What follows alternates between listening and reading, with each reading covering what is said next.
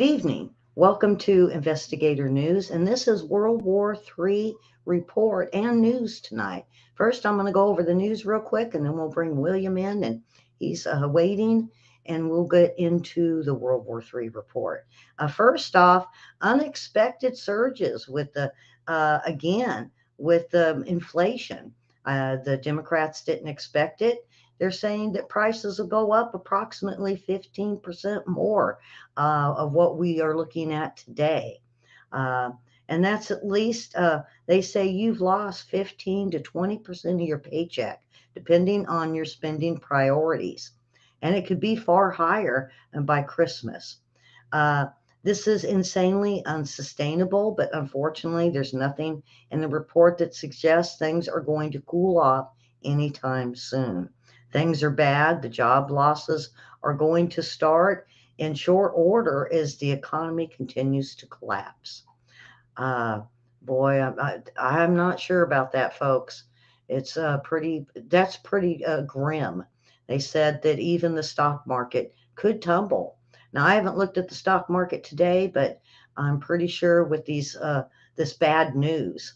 And during this bad news, we have Biden is went off to California. My deal with him going to California is not even a week ago, folks. We had him calling, oops, for Armageddon, and then he kind of said, well, no, he backed off, and he doesn't think Putin will fire any missiles, and then he's off to LA. I just think that's odd. Sounds pretty scrambled, but we know that Joe Biden is like that. He's always been like that, folks. He's been kind of flighty, and he will talk about one thing and he'll fly off and go somewhere and he's on to something else. So that is part of Joe Biden. Like I said, has been his career to act like this. Not all the stuff he does, but most of the time, this is the way Joe Biden has been. And so also Social Security is looking at a 8.7 increase for those that are on Social Security. This is good news. This is the highest it's ever been put in the last 40 years. Most of the time, if you guys know, it's about a 2, in between a 1 and a 2.6, I believe, was the highest. Let me see. A 5.9 was the highest. And this is the 8.7 tops that 5.9 increase. And like I said, the highest in 40 years. According to what they're saying, 2 factors, Medicare Part B premiums and taxes, may influence the size of your benefit checks. The standard Medicare Part B will be $5.20 lower next year. It'll be down from the 170, they said. Those payments are often deducted directly from your Social Security benefit checks. That will mean beneficiaries will be able to keep much or all of most of their the COLA increase. Social Security Medicare policy, they said this analysis, the Senior Citizens League told CNBC this week. What does that mean for everyone? You could see, they say, approximately 140 to 170 increase in your checks. Might be less. It depends on how much you get. So good news for those that are on Social Security and need that little bit of extra money. Mexico sues Arizona gun retailers allegedly arm trafficking. They have caught plenty of stores that, and not only that, but private owners to gun, what do you call those, gun shows. And they're finding out that these Arizona gun retailers are being caught arms trafficking into Mexico. But also Arizona is now pointing the finger at Mexico for smuggling arms through the cartels back up through the borders. So it will go into court, and let's see if there's anything left here. The gun dealers in suit include Diamondback. Oh boy, let me see. Diamondback Shooting Sports, SNG Technical, um, Lone Prairie, the Hub Target Sports, Ammo AZ LLC, and Sprague's Sports are all the ones that Mexico is going to sue. So we'll see what happens. Also, speaking about on the border, um, bad or new for taxes. Um, Linda, the only thing that does is put the food and everything cost up at, because Linda had a question. Bad news for taxes. Um, basically it's going to be food. Everything's going to go up 15%, is what they said. Gas, food, oil, everything. Now, as far as taxes, I think that would have to depend on um, the Federal Reserve if they come back and go ahead and do another increase. Now that might be seen on our taxes. Now, as far as your state taxes might go up, that's something you have to kind of keep an eye out on. And this doesn't help them as we move into November 20, I think 28 or 29 days until we put the little thing in the box, or we do that thing on November 8th. Isn't it November 8th or 6th? Um, William, do you know real quick? Is it the 8th or the 6th? I believe it's on a Tuesday, whichever it is. Okay. It's just I was talking about daylight savings time, and now I'm all messed up on when we actually do the deed. So because they still won't let me talk about it. They're easing up on the COVID and pandemic, but as long as I don't give misinformation, which we don't, but they're easing up on some of it. So, and good evening, Linda G. So I'm going to move onward because we got William waiting. Um, Putin says he's ready to resume Russian gas exports to Europe. This is something that I think we're trying to work out privately, but unfortunately, the media found out. And this is reported by Breitbart. And he says he's ready to resume gas exports to Europe through single remaining Nord Stream pipeline. Uh, the Nord Stream pipeline 2 has never brought natural gas to Europe, and because Germany prevented the flows just before Russia invaded Ukraine. Russia has cut off the parallel Nord Stream 1 pipeline, which has been the center of an energy standoff with Europe. Russia has blamed technical problems for the stoppage, but European leaders call it an attempt to divide them over the support of Ukraine. So we'll have to see if he actually follows through with it. Putin will change his mind at a whim if Europe ruffles any more feathers or the wind blows and he has to blow the wind back. I'm going to hold my breath on that one. Now, the other one is that came out today was the Border Patrol and the whipping. That has came out to be a farce. And there was an email that was sent to Mayorkas right before he went on live TV and was accusing these Border Patrol agents of whipping Haitians. Now, he had it, they said, approximately 3 hours before he made his announcement. So he made the choice to go ahead, even though he knew it wasn't true. And it was all the evidence was there. He went ahead and got on national TV and accused Border Patrol of whipping the Haitians. Um, uh, Now, this one here kind of upsets me a little bit because this has to do with um, the cobalt mines. Now, according to what's going on with these batteries, is we need the cobalt and some of the other minerals um, from lithium and from Congo. And so what has happened is Congo has stated to the Biden administration that the kids, it helps the kids and it helps poor families that the kids will mine. Well, instead of it being um, instead of the UN and the United States going after them for a type of genocide or hurting these kids being minors, they're going to go ahead and let it go since there is a need for the minerals and a need for the families in the Congo to feed their families. So they're going to go ahead and let this happen. They said they're going to look in a couple more months and they'll make a decision then if the kids need to be out of the mines. They did say that no children under 9 years old should be in the mines. So they're going with 9 years old and up. At least it's not the 3 and 5 and 6 year olds, but that's still not good. Now, if you haven't heard, Nicholas Cruz, he was the Parkland shooter.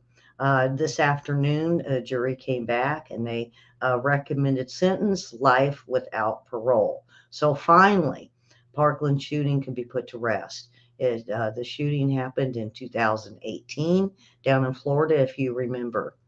About time that we finally got through with this. Let's see. Um, hold on here. Biden designates the first um, new national monument for his administration. He's going to uh, uh, basically the Camp Hale is what they're going to be calling a World War II era training site in Colorado. Uh, this is the first national monument of his administration. He's very proud of it. The location is an alpine training site where U.S. soldiers prepare battles for the Italian Alps during World War II. Many of the troops who trained at Camp Hale returned to Colorado after the war and helped create the state's lucrative ski industry. So there you have it. So he has his first national monument of his administration. So I'm going to bring William in, of course, right there. Oops, he's kind of big, isn't he? There we go. William, I had you take the whole screen, and I was a little guy. So welcome, William. I've got a fat head. What? You got a fat head? I don't know how big is that hat? I mean, his size, what, 15 or I don't know. My head looks bigger than yours right now. So, so if you are waiting for the World War III report, here we go. And the first thing is Ukraine blew up the Kerch Bridge. Now, what has come out over the last few days is that there is a good possibilities the British spies plotted it all. And this is MI6. And this was overseen by Ukraine's SBU intelligence services.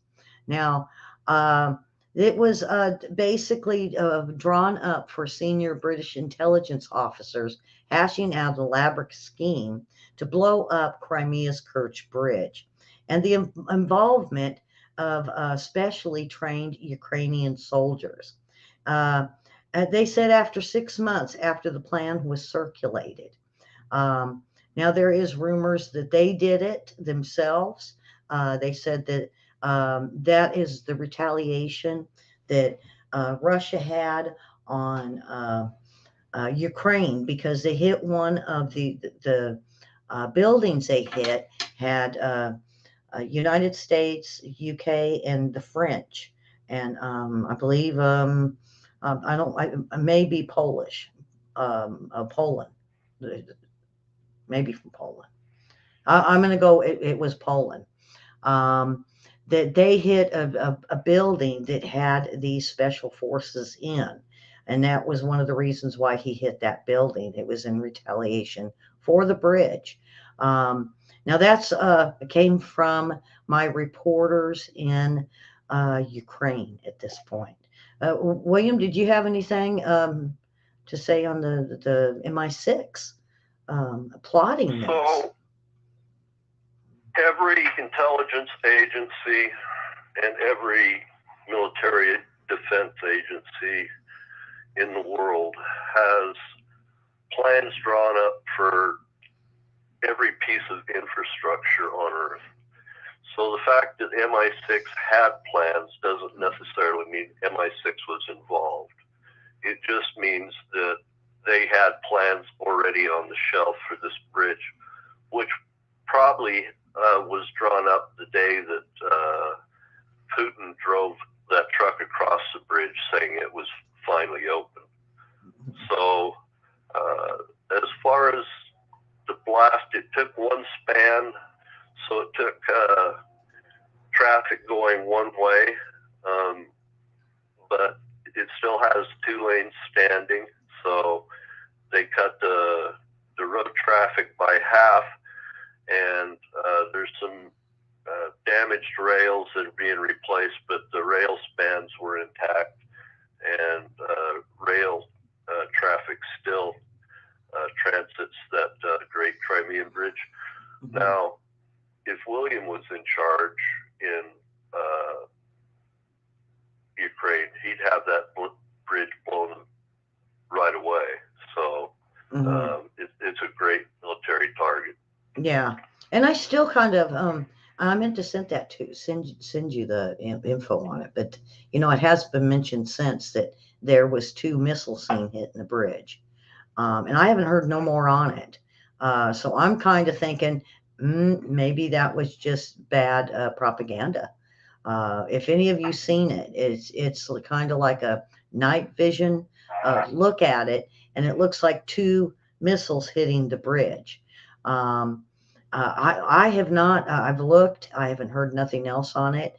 And asking the reporters on the ground, they said they heard about that, but they have not had anybody give them any info that that's what they did. Is they used missiles to do it. Split one of the spans, but there are no puncture holes in those spans. It just blew them out of their cradles and then split one of the spans over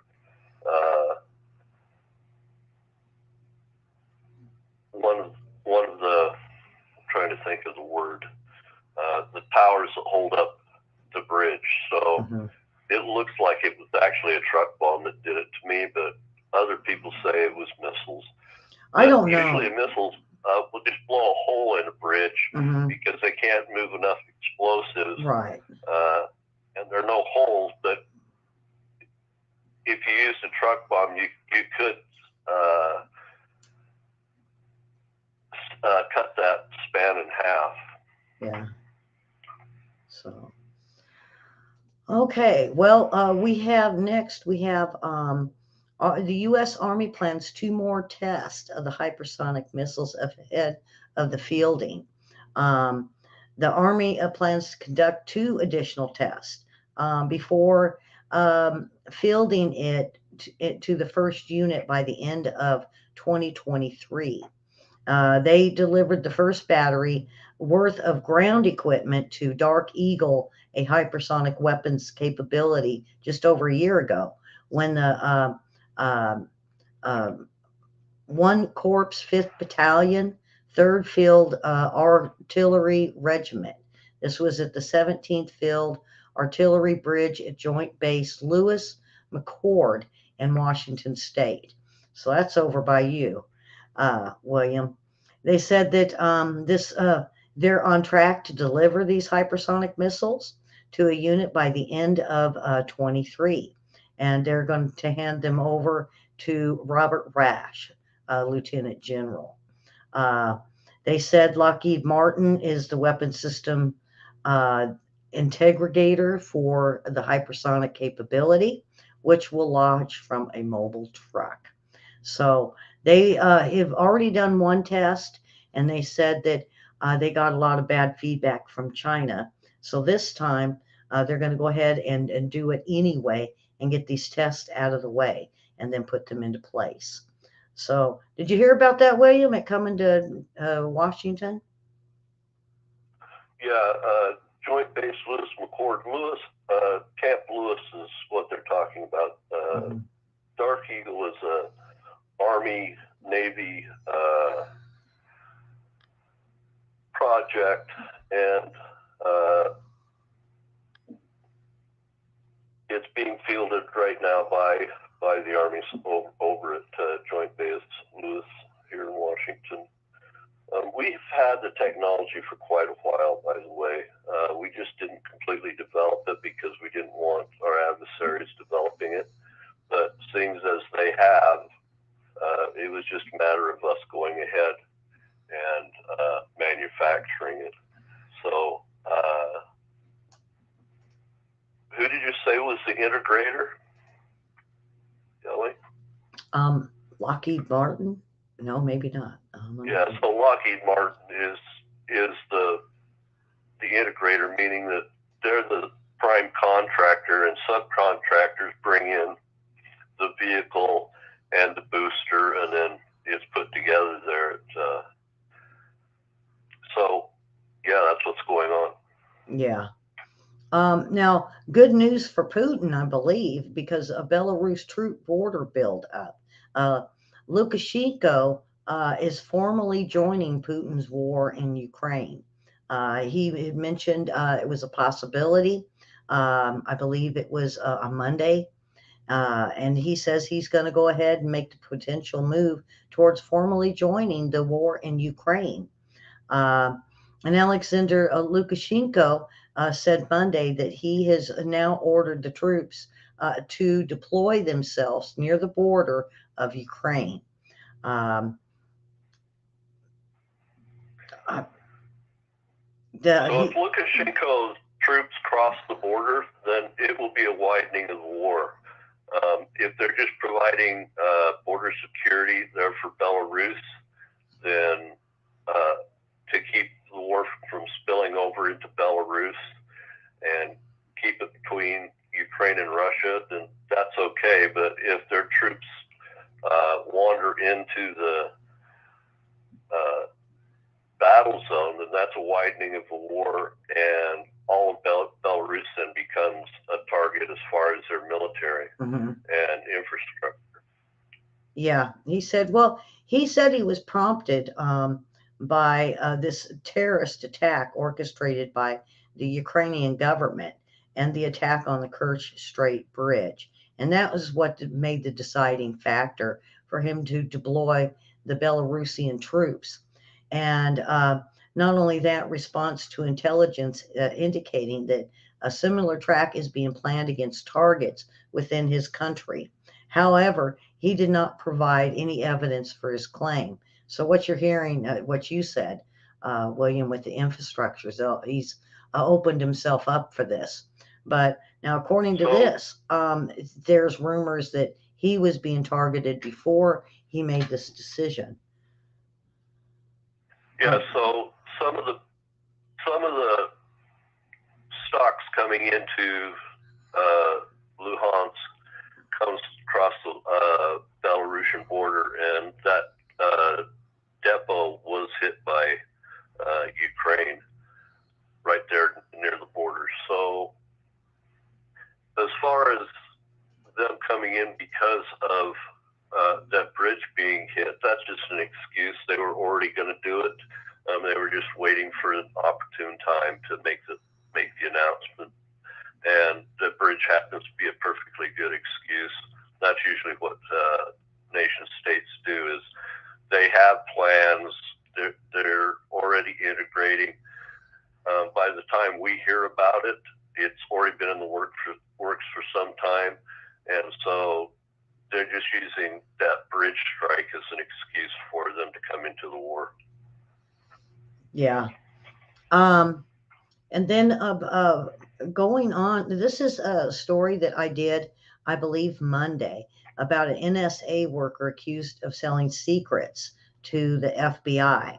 Now, they didn't know how they were going to charge him with this, but it is a national security agency employee from Colorado, and they're giving more info on him. Accused of trying to sell classified information to Russia, will remain behind bars while he's being prosecuted by a magistrate judge, ruled Tuesday. Jare Sebastian Dalk, 30, is facing possible life sentence for allegedly giving the information to an undercover agent whom prosecutors said believed it was a person working for the Russian Federation. He pleaded not guilty, though, and his lawyers during the hearing in Denver federal court before hearing to determine if he should be released from jail. Now, the other thing that they had going on, um, this is, well, let me see if I can get this up. A machine gun that went missing. This is in Washington State. I was meant to ask you earlier about this, William, if you knew about it. I spent part of a long holiday weekend searching for a missing 50 caliber machine gun. The latest incident after service was criticized for lost weapons. This isn't the first time.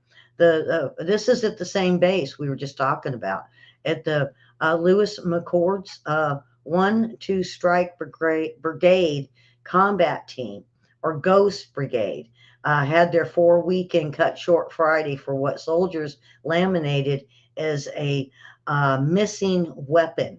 And now they have definitely said they are on a serious, major, very serious, it's an Easter egg hunt, but this is serious, for a 50 caliber machine gun, and it's still missing. So that machine gun is what we affectionately call a Mongoose, and they do a lot of their training over here at Yakima, and probably in transit that thing's disappeared, and they're going to have to find it. So Yakima Proving Grounds is just always had a problem with being able to secure their weapons, because there's so many people in that area that are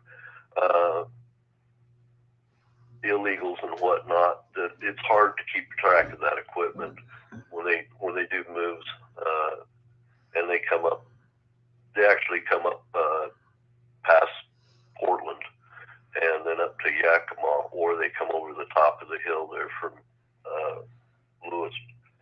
Yeah, this isn't the first base. It's always been a difficult problem there at the Yakima base, where they do a lot of their training. Yeah, and this isn't the first base that has had weapons disappear. There was quite a few, I think, out of New Mexico, I believe. It was either Texas or New Mexico a couple of years back, where they had lots of weapons that were kept disappearing. But they did find the person, and they did sentence them for a very long time for this.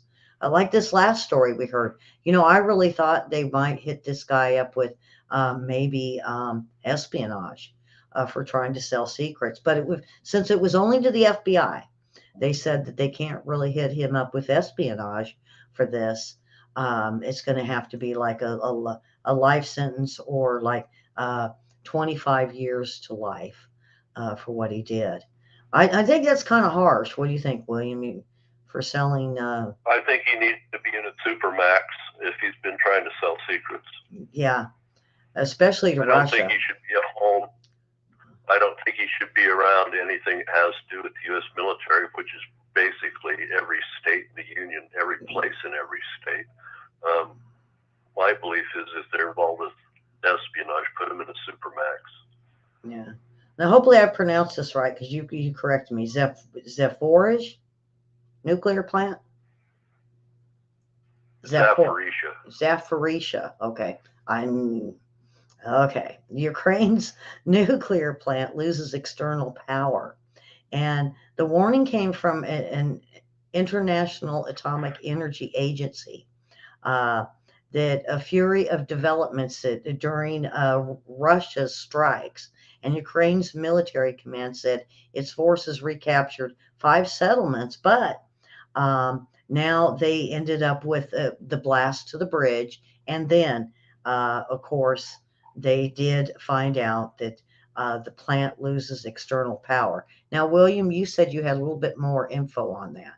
This was very brief through military.com. So after the bridge was hit, Russia fired a volley of missiles and drones at Ukraine. And when that happened, it dropped the electrical grid in Zaporizhzhia. Now, Zaporizhzhia has the largest nuclear power plant in Europe. And the IAEA has powered that plant down so that they're not trying to generate power right now, but they require power for their cooling of the rods, because if the rods aren't kept in a cool bath, then they'll start overheating. Once they start overheating, they'll start fusing, start generating power on their own, and then there'll be a meltdown. So you have to maintain the cooling pumps no matter what, whether the nuclear power plant has been powered down or is powered up. Those pumps need to be cycling continually, or you'll have a meltdown, what they call the China syndrome. It'll start fusing and then just boring a hole into the earth. Yeah. And you know, it's sad because between Europe and Russia, and I'm going to say a lot of Europe is really depending on nuclear power at this point, due to the fact that the natural gas is looking like it's going to cost so much. I feel, you know, William, I feel so sorry for those people over there that no electric, no gas, and Poland, they're in Germany and Poland, or Germany, I believe it is. They're burning donkey, horse, and cow dung to stay warm, and it's going to be an awfully cold winter. The United States has the greatest amount of coal in the world. We could be warming and running in all of Europe's electrical off from just our coal alone that we can ship to them. Don't they have coal, though? Who is it over there that had a coal plant that they decided against? Do you know? Germany. Is it Germany? Germany has, yeah.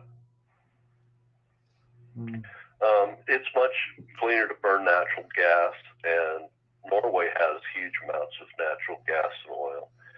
So they're starting to supply some of the natural gas to Europe, but they don't want the nuclear power plants anymore. They want to burn renewables, which there's no way that wood or paper or whatever you want to call it can produce enough power for Europe. Yeah. They just don't grow enough biomass to do that. Yeah. So, yeah, they can try it, and they can buy into the what's the name of Klaus Schwab's organization? World Economic Forum. World Economic Forum. You know, that plays really good in these capitals, but when the people are outside the capitals, that whole thing doesn't play too well, because it's falling apart. Yeah. And not only that, but in Germany, and there's a couple other countries over there, it is illegal for them just to go get wood. You can't go out in the wilderness and just pick up wood. I think you can get it from your own yard, but anything outside your own property is considered belongs to the state or the country, and it's illegal. So they're limited. They're very limited. And I think it's just going to be, something's going to give once they start seeing people die due to the freeze, because they get snow over there pretty deep. So they want to provide arms.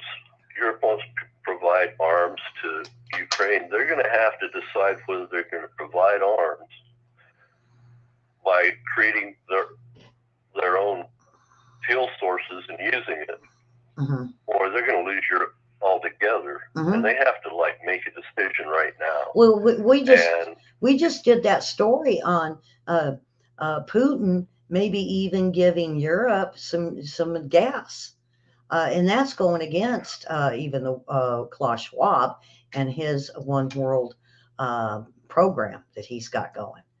Well, Putin's going to use the carrot and stick against the West, and we have to be resolute, not take his carrots and poke him right back in the eye for everything he does, because he'll continue moving forward until we stop him. Once he crossed that border, he was committed. Yeah. There's no real way out for him. So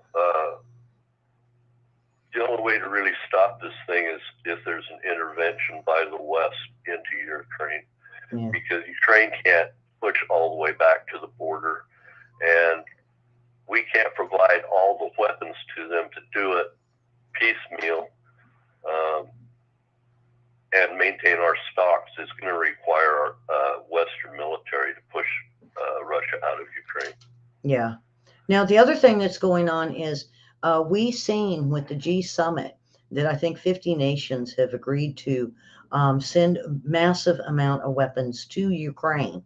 Now, they are having problems. They can't get arms basically enough to have their stockpiles. They keep shrinking, and they didn't know where they were going. But now they have even said since March, the ones coming into the country, there are characters, I guess, that are showing up and getting some of this military equipment.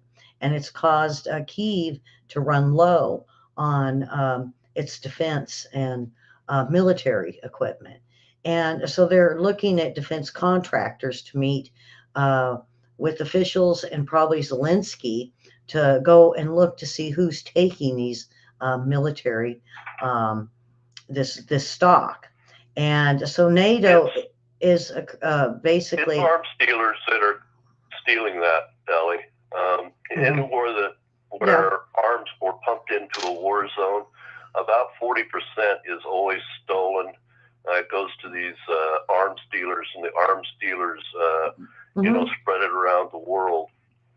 Oh yeah, that's what I assumed, and it could be. Now, not to point fingers at Afghanistan and Pakistan or even Yemen, Libya.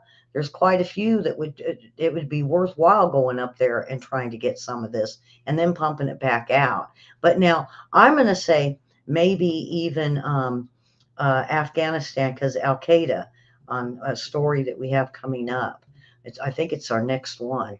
But now that they know that they're being taken, they're going to go a different way of picking up and transporting these weapons.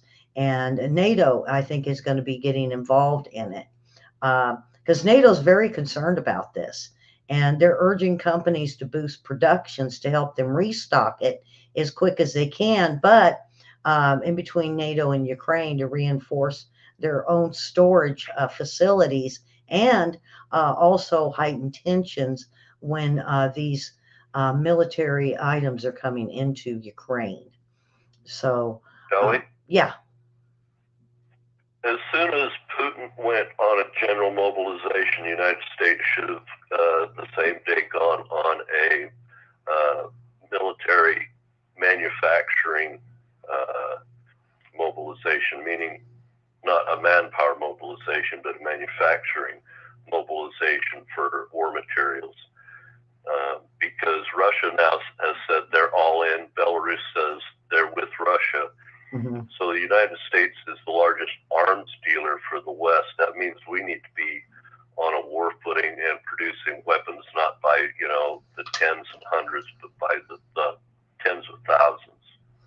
Yeah. Now, something, I mean, it's my own opinion, or it could be even, you can conspiracy me if you want. I wouldn't put it past Putin to send some of his guys over there to pick up those military things and take it over and stockpile Russia. Well, Russia is the greatest arms provider to Ukraine right now by losing their weapons to them. Yeah. So they've become the number one weapons transfer to Ukraine by losing their weapons. But it doesn't mean that our weapens won't end up in Russian hands either. Yeah. But it was just a thought, because it just seemed to me that, that sounds like something Putin would do, is send his own army or military over, pick up a couple of those weapons and bring them over here.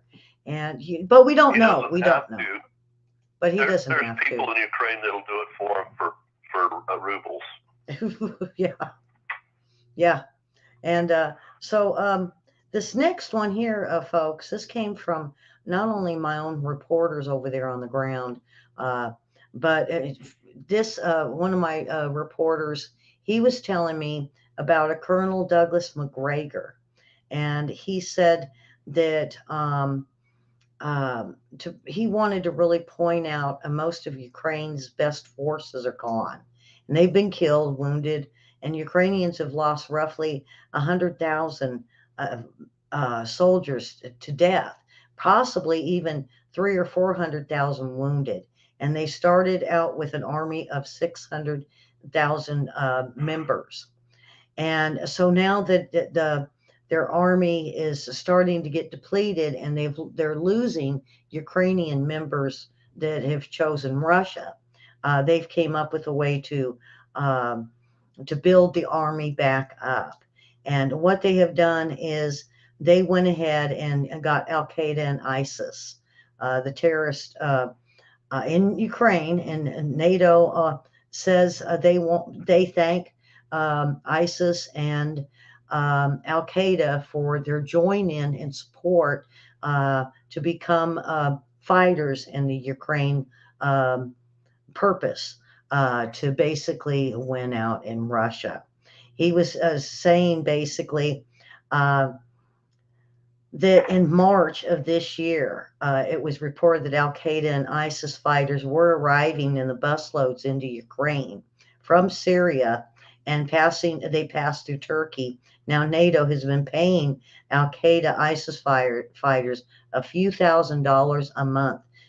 You know, NATO has been paying these Al Qaeda and ISIS fighters um, basically all this money, which they said is paid for by the Biden administration. Uh, I don't know. William, this infuriated me when I heard it, that American taxpayers, even European taxpayers, that we're funding terrorists now. So the enemy of our enemy is our friend in frenemies? the real world. Isn't that what you call them? Frenemies?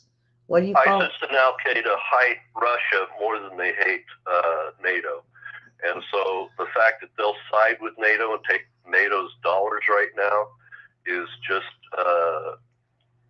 a way for them to fund themselves. So,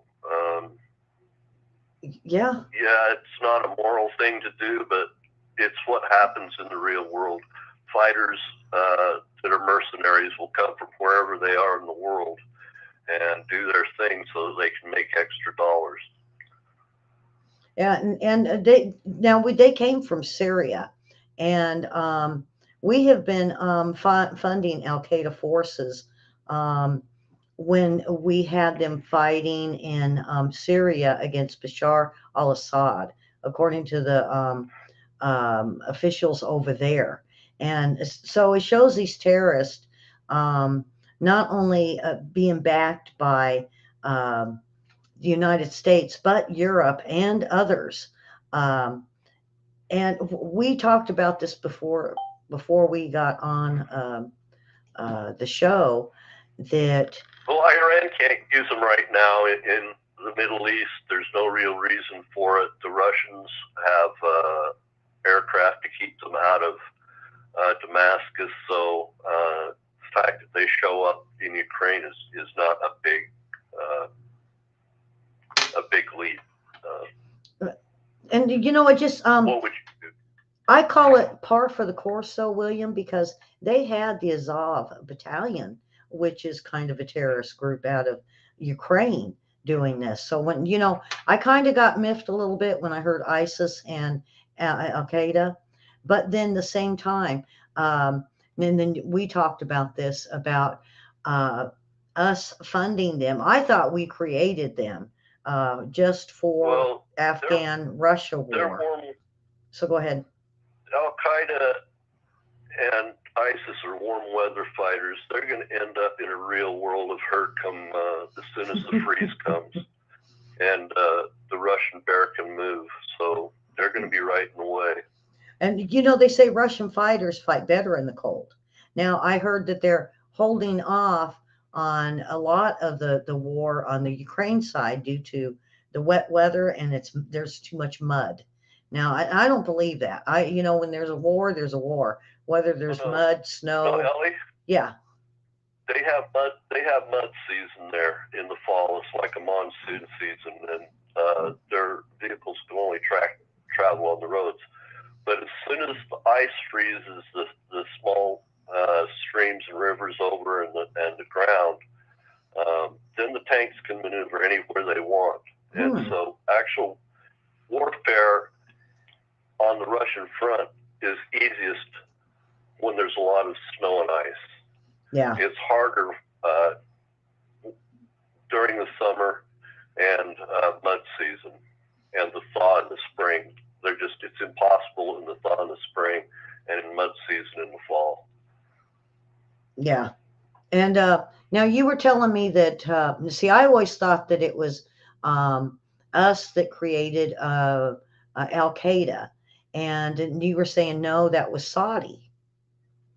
Because they were talking Saudi here. Al-Qaeda was created. So Al-Qaeda was created by bin Laden. And bin Laden was one of the crown princes in Saudi Arabia. And then they went to North Africa, and the United States was hounding them in North Africa. So they moved their base to Afghanistan. That's where we chased them into. And then trying to think of the name of the Muslim fighters in Afghanistan. There was the Northern Alliance, and then there was the Taliban.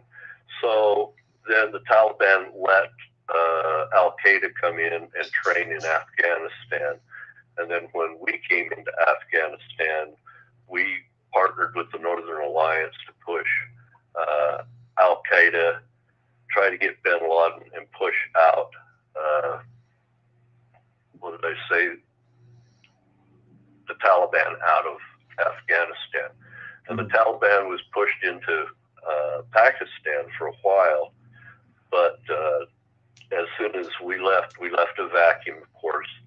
They came back, grabbed all the equipment, and the Afghanistan National Army, of course, just collapsed in front of them because they never had a will to fight in the first place. Mm-hmm. Yeah.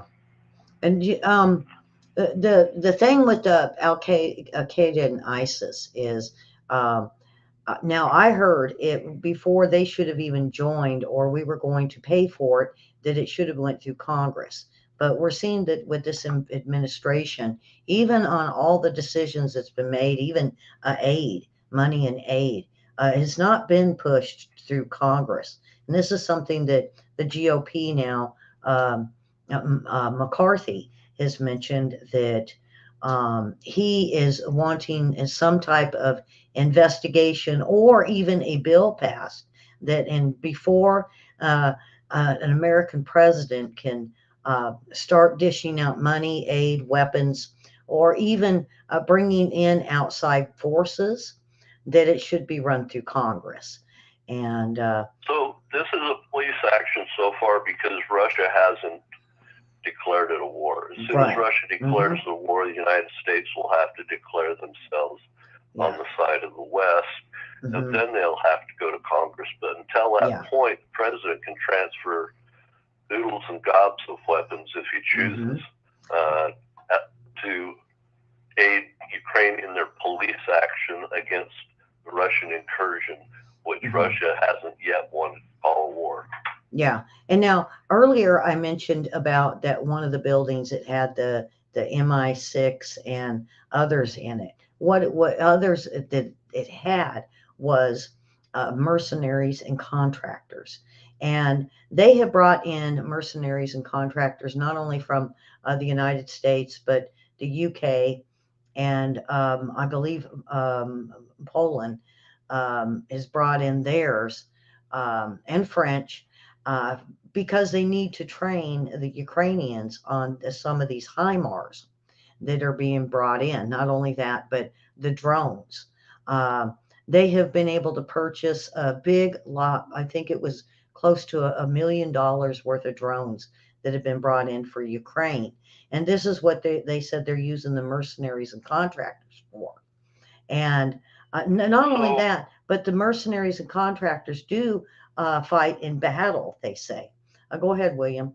Right. They're acting as military advisors because the West doesn't want to infuriate Russia. So we're using paid mercenaries to teach the Ukrainians how to use Western equipment because they already know how to do this.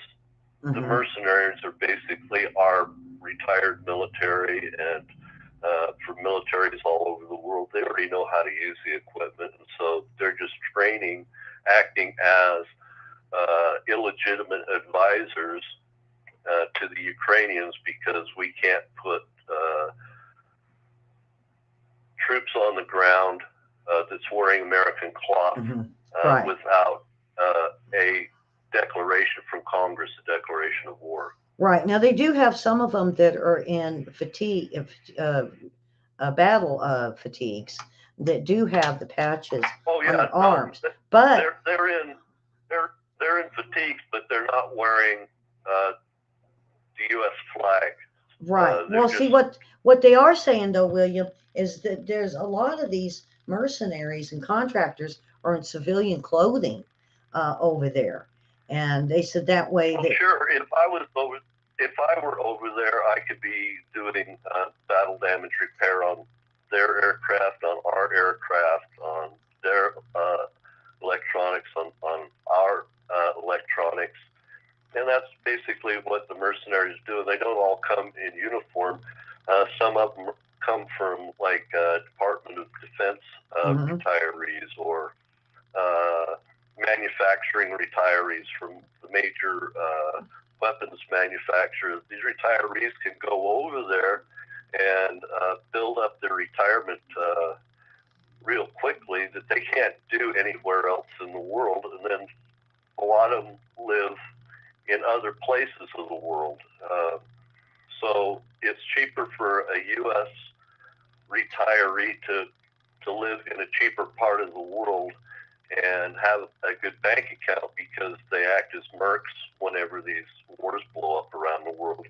And, you know, they work for 6 months on and then they're 6 months off and, you know, live in Thailand or whatever in a really nice house. And that's just how the world's gone forever. The United States has a lot of expats all over the world that are prior military, prior agency, prior police, whatnot. And these folks, you know, they do a service to the world because governments don't want to declare open war, and they'd rather pay these mercs 5 times, 10 times as much as it costs to send out their own military. Yeah. And it's a good gig. Zelensky, the thing with Zelensky, he was what he was requesting was point air defense systems, launch lot of missiles, rockets, and that way they could have a fairer fight.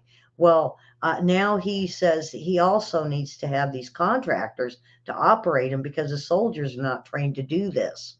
And they said it's not that they're dumb. It's not that it's just they're not used to the newer missiles and their systems.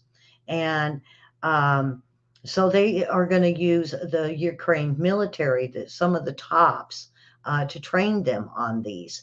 And now that we have, go ahead. Ukraine military's never had, and the Russian military's never had fire and forget weapons. And that's what he's asking for, is basically an Iron Dome situation with fire and forget weapons. That way, a single contractor can fire on 10 different incoming missiles at a time, and they don't have to hire as many people to launch those missiles. If they're missiles that have to be tracked right up till interception, then it takes more contractors, it takes more money, it takes more command and control system. So what they're asking for is fire and forget missiles and Mercs to man those until the Ukrainians are up to speed. Mm-hmm. So, so as you could see so far, you know, they're bringing in. He was talking at least twice as many of what they have, and I don't have a number, but so he's asking for more of the mercenaries, the contractors. But then he said they want, along with this, the ability to get more AK-47s behind machine guns. Also, put into tanks for more armored fighting vehicles. And they do need, they say, quite a few more tanks, but they don't really have the training. So they were asking for mercenaries and contractors that know the use of the AK-47s with the machine guns on these armored fighting vehicles. And they say that they want to be able to move to a tactical level, that they don't need to have others come in and fight for them, but they would be prepared for their own military to be able to go forward and fight. Um, and so it sounds like they're really, you know, William, if you look at it, Ukraine has come a long way since 2016 when it was just Molotovs being thrown. They started out playing trench warfare. Now they're going into rapid armor offensive ways of fighting now. And that's why they want to have these automatic weapons on these fully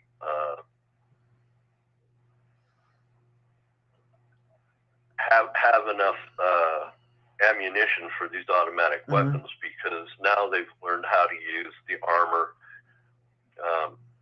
in a rapid, fast attack mode and break the back of the Russian defenses. Well, it sounds like they're getting really smart on what they're...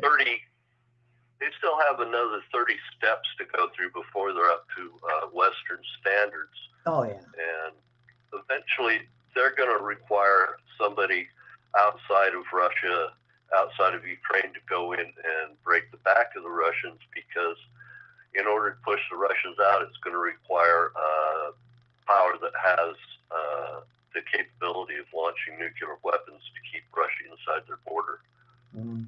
You know, when I first started watching Ukraine in 2015 or so, you know, it was farmers that had shotguns. They had Molotovs, they had bricks, and throwing it at one another.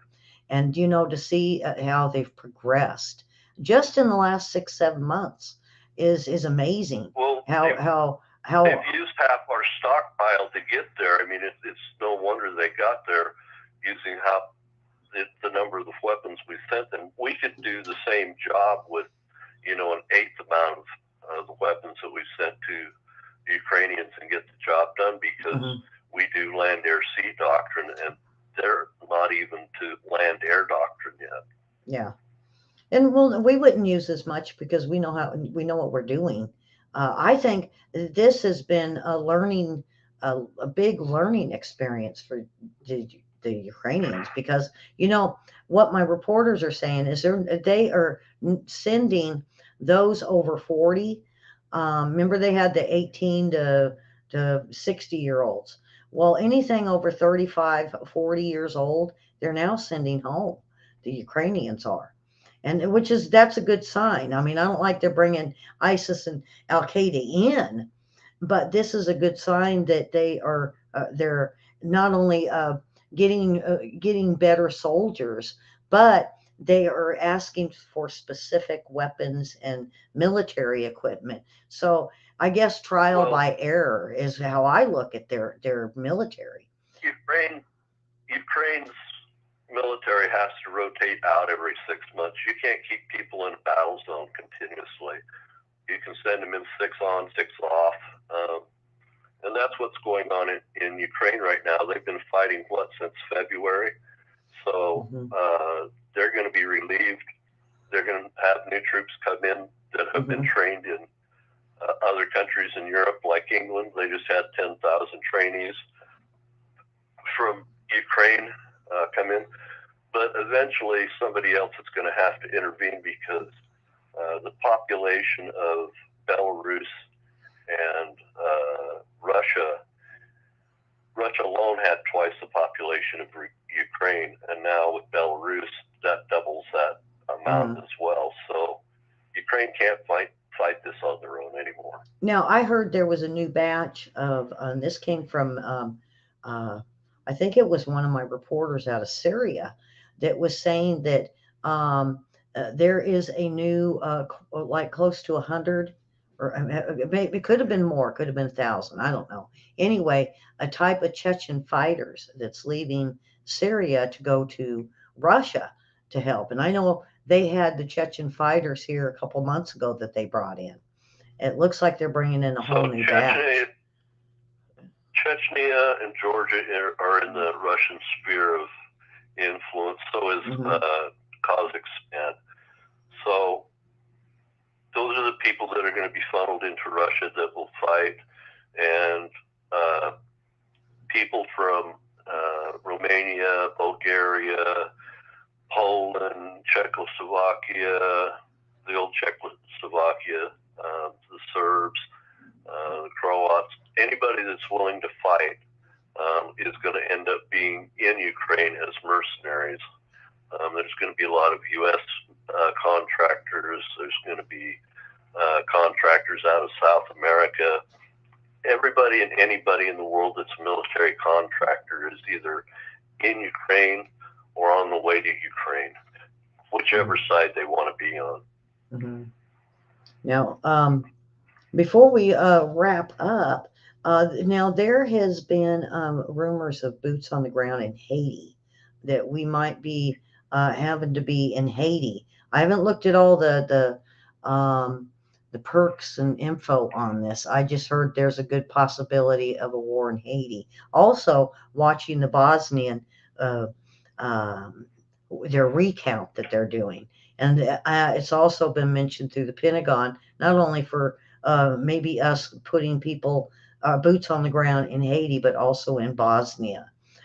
So this could be even a broader war than what we're seeing. You know, when we're looking at the riots going on in Israel, or even keeping an eye on Jinping wanting Taiwan. So it's all these little wars now that are starting to pop up. Now, I think there's not enough coming out on Haiti that for us to worry about just yet. William, have you heard anything on Haiti? Because I haven't really looked into it. I just heard we're going to put boots on the ground there. So Haiti is a tribal society. It's the other half of the island from Dominican Republic. They've never been able to really govern themselves. They're just a little too corrupt as far as their society goes. So think of Haiti as an exploitation society. And whoever has been in power there in the past has robbed and pillaged that country. And it's poor. It builds most of its infrastructure out of mud bricks and block, and they're really prone to having terrible earthquakes there. So they've never been able to maintain their infrastructure. And if the United States has to go in periodically and stand up a government for them because they're not really capable of maintaining their own government, this has been historically the case for a very long time. Now, the Hispanic islands have been able to govern themselves, but this particular island of half of the island that's called Haiti has never quite been able to govern themselves, and part of that is because they have some mines and whatnot there that other nations want to exploit, and it's easier to topple a government than it is to actually pay really well to extract the ores and whatnot there. So it's an ugly situation all the way around. Yeah. A lot of those countries down there are the same way. And they keep getting dictators, oligarchs that want to go in, just kind of like what we were seeing with Ukraine. They'll go in there and they'll take the money and run. Take whatever the problem they can. with Haiti is they can't even maintain the oligarchs. Yeah.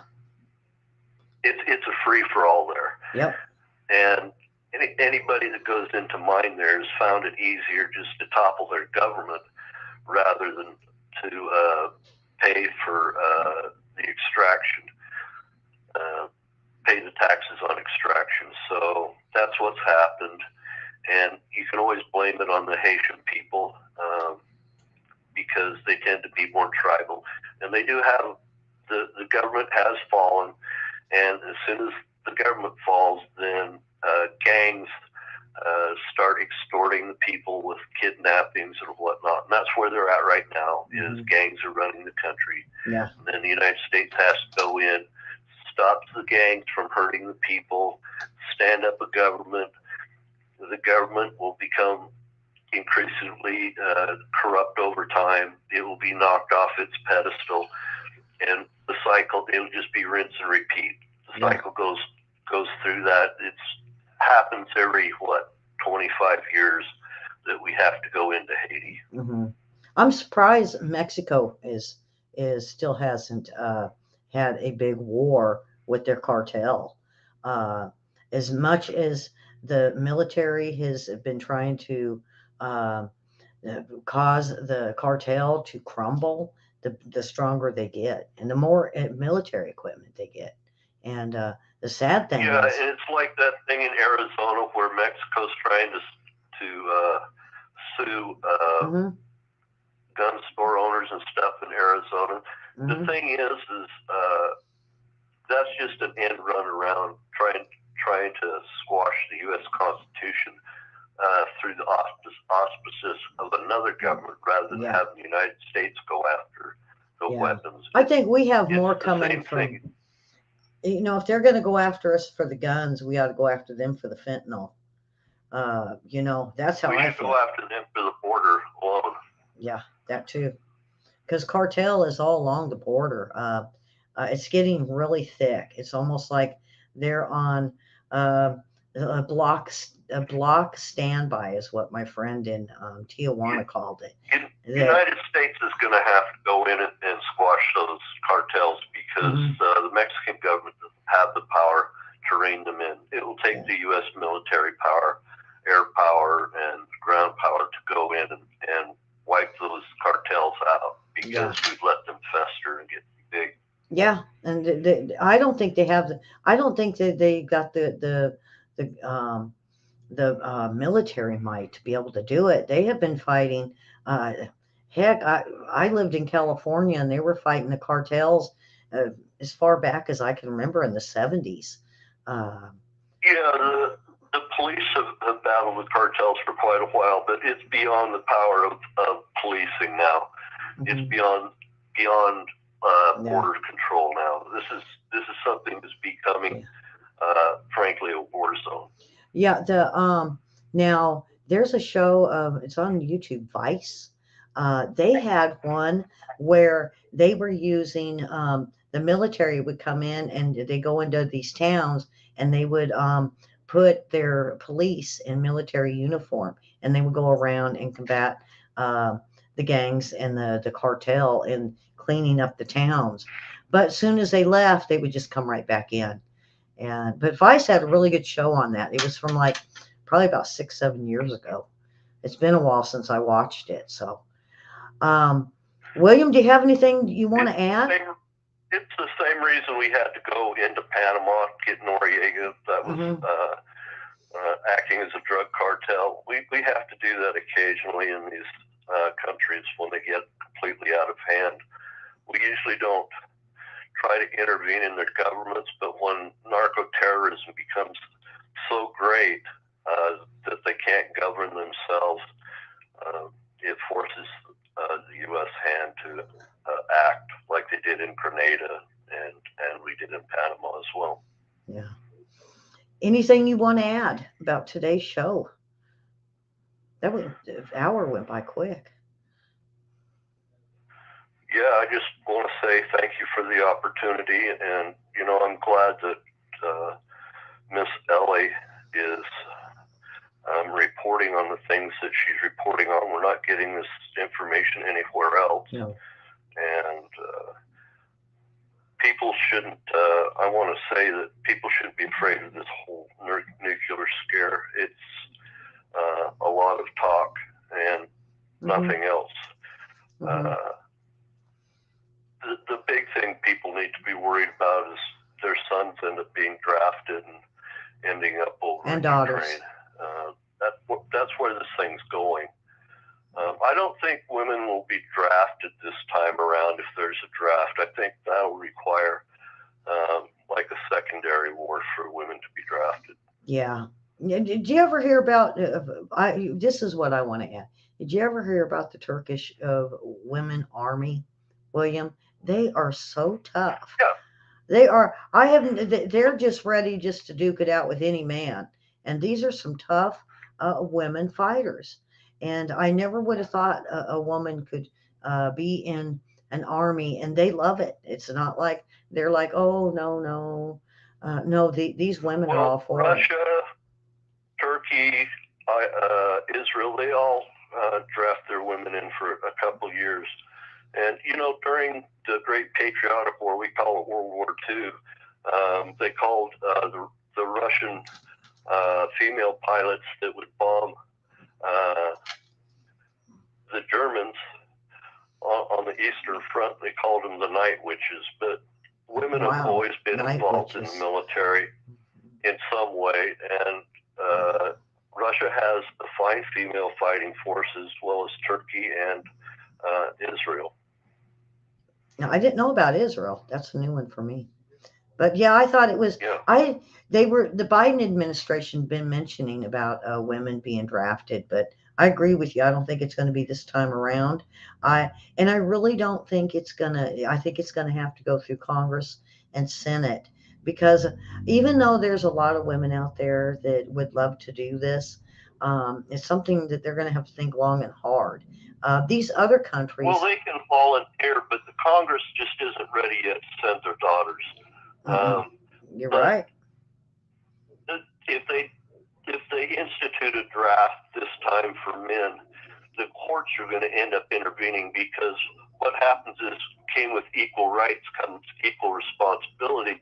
And so if men get drafted, then they'll go through the court thing, and then the next war, women will have to be in the draft as well. Now, whether or not women actually get sent, whether women are deemed fit, is a different deal. But eventually, the feminist movement is going to run full circle, and the gals are going to be drafted just like the guys.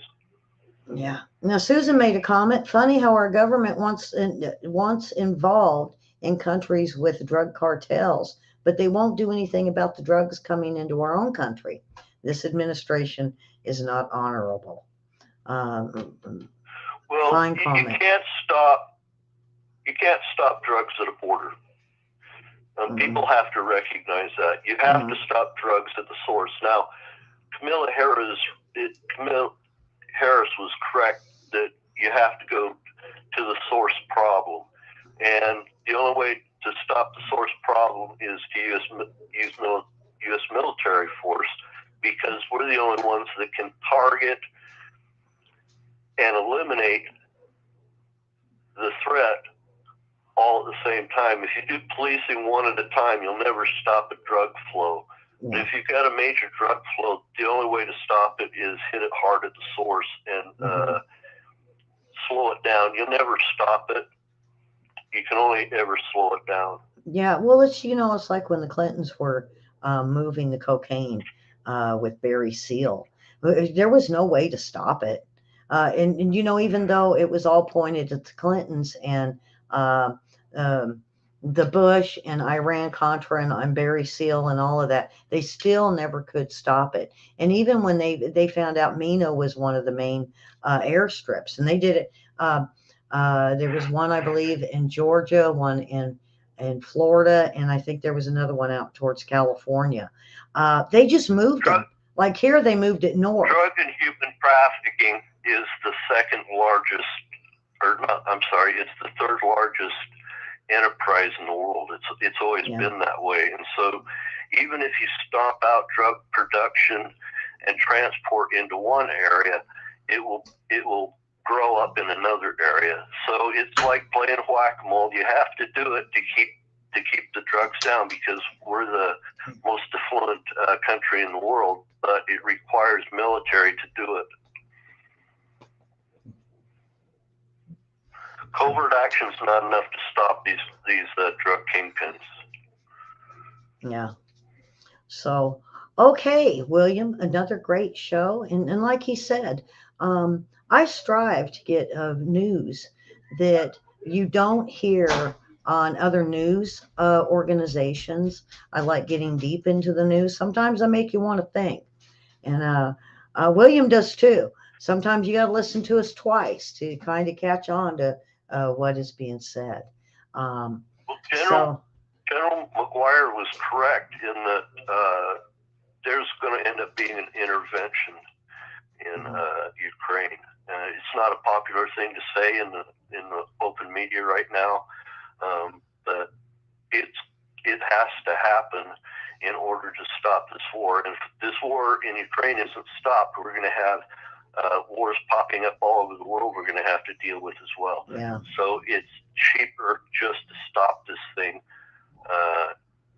and end it, and then put a police force on the border. Yeah. And we definitely want you guys to subscribe and share with family and friends, coworkers. We're now on a time when if you listen to your cell phone on the way home from work, you can pop us on and listen to us on the way home. Just watch. Don't hold your phone on and try to drive. That's a big no-no. But we do thank you all for watching. And please hit the bell and subscribe and share and hit the like button. Over on Facebook, hit your follow and your like. And we do appreciate all your support. William, another great show. And I know they're going to be sharing this one. And William will be back with me next Wednesday at this time for another World War III report. And with that, we thank all of you for watching today. And we will see you tomorrow for the lifestyle news. And then, of course, we'll have trivia tomorrow. So we thank you all for watching, and we'll see you soon. God bless. Bye-bye. Okay, William, there you go. Oh, and I just got a whole house full of customers. I got to run. So, all right, we'll talk to you soon. Thank you. Thank you.